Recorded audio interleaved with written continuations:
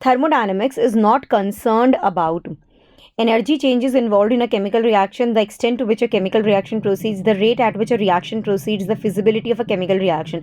देखते इस क्वेश्चन का आंसर है option number third, rate at which reaction depends, rate at which reaction proceeds. So thermodynamics is actually not concerned with the rate. Okay, so this reaction rate basically is concerned with something we talk in chemical kinetics basically.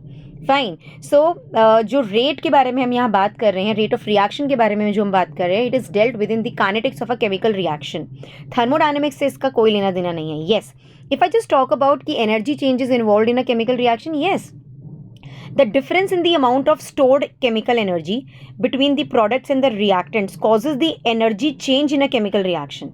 Fine. So chemical change in a reaction affects what? The internal energy of the system. So the chemical change in a reaction affects the thermodynamics of a system basically. ठीक है, आप मेरी बात समझ रहे हैं? Difference किसके अंदर? In the amounts of a stored chemical energy. Difference in the amount of stored chemical energy किसके बीच में? between the products and the reactant. It causes the energy change in a chemical reaction. So yes, the chemical change in a reaction affects the thermodynamics of the system.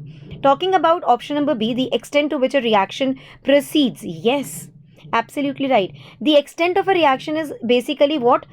ये quantity है जो indicate करती है कि कितनी दूर तक reaction जा सकता है. To a different extent the thermodynamic properties of the system keeps on changing.